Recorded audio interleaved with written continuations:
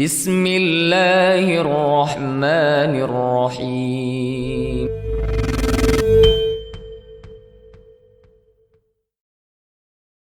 Bismillah.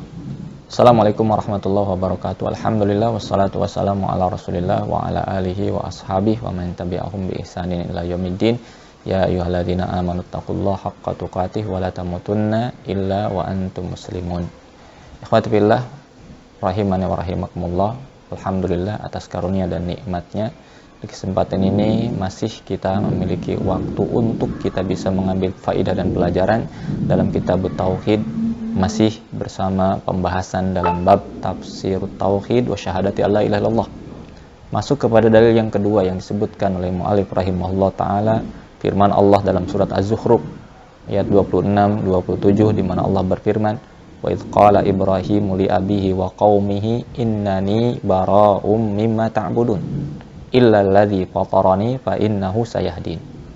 Ketika Ibrahim berkata kepada bapaknya dan juga kepada kaumnya, sesungguhnya aku berlepas diri dari apa yang kalian ibadahi, illalladzi fatarani, kecuali yang telah menciptakanku, maka sungguhnya dia Allah subhanahu wa ta'ala sayahdin, akan memberikan hidayah kepadaku.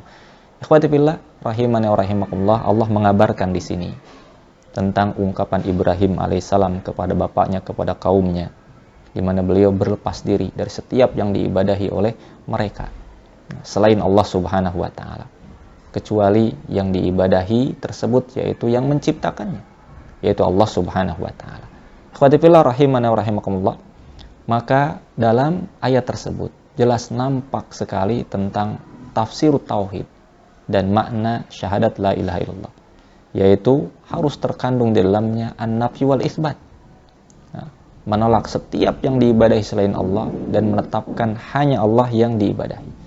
Kalimat innani bara'um mimma ta'budun ini merupakan nafyu, menafikan, berlepas diri dari setiap yang diibadahi selain Allah subhanahu wa ta'ala. Kemudian kalimat illalladzi fatarani itu isbat, menetapkan hanya Allah yang diibadahi. Maka kalau tergabung dua hal itu, maka inilah tauhid. Tatkala ada nafyu, menolak segenap ibadah kepada selain Allah, menetapkan hanya Allah subhanahu wa ta'ala yang diibadahi, maka itulah tauhid. Tidaklah tegak tauhid kecuali dengan dua hal tersebut. Satu saja ada, hilang salah satunya, maka tidak dikatakan tauhid, bahkan bisa terjatuh kepada kesyirikan atau bentuk ateis, tidak beribadah kepada siapapun juga. Ikhwati fillah, maka dalam ayat ini kita bisa mengambil banyak pelajaran, banyak faidah.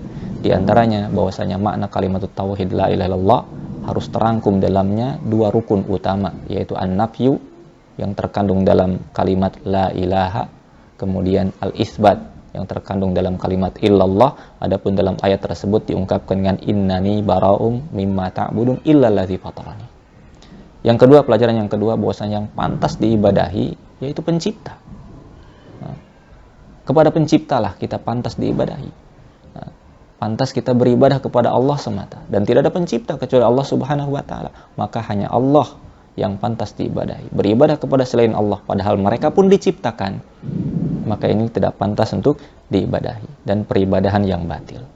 Kemudian ikhwati fillah, ini pun menunjukkan bahwasanya mereka orang-orang musyrik beribadah pula kepada Allah di samping ibadah mereka kepada selain Allah subhanahu wa ta'ala, sehingga dikatakan kecuali yang telah menciptakanku.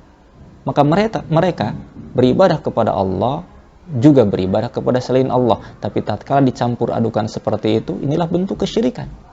Maka tidak bermanfaat ibadahnya kepada Allah, akan gugur tatkala dia memalingkan apapun bentuknya ibadah kepada selain Allah subhanahu wa ta'ala.